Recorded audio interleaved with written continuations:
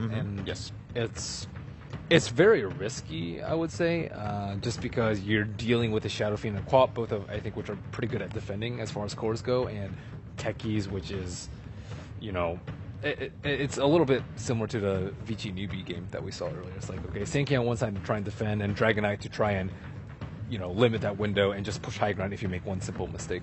It's a bad lane matchup too for Shiki.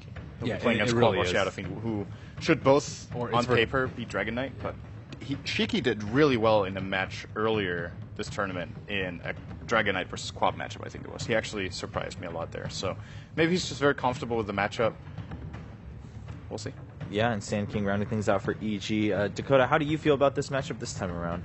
Definitely has a few changes. I'm very intrigued about this, like, a la carte techies without the Tusk and how they're going to try to find a way to utilize. He normally gets a lot out of that first Snowball Suicide to give him the boost into the quick Soul Ring.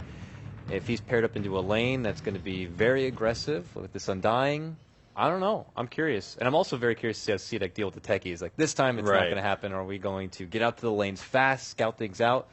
This is going to be interesting. Yeah, it's definitely going to be a bit of a challenge for CDEC. We'll see how they've prepared in Game 2, trying to secure that first-place seed against EG.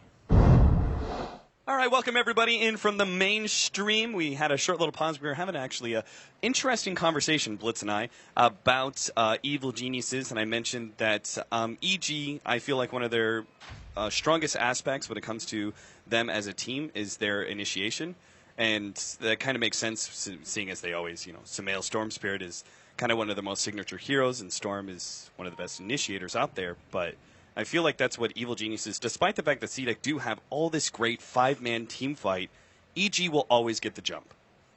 Yeah, it's such a big part of their strategy of being able to start the fights and then look at the landscape and figure things out. Like I feel like that's pretty much what EG do. They get into a fight and then they can back each other up. They get to kind of make their own plans within the fight and say, we have to do this, this, and this to win the fight. And you can see that in the way they re-engage and disengage. And they make that first poke and then exploit the openings from there. Yeah, and it always seems like, Sumail or Fear lived with 10 HP because X player backed them up, and that was such a good team fight. Like, we see that happen so frequently. But speaking of Sumail, for me personally, player of the tournament, like the amount of games that he single-handedly won his team, like I've counted about 4 or 5 games where he just destroys the enemy mid laner, and at this level of competition, for him to be able to solo kill people, like consistently, is just kind of absurd. It is pretty insane how that, like, we really can't keep our eyes off of Sumail in this middle lane. Like, he's going up against a Dragon Knight Disruptor, and yet there's still like a 50% chance that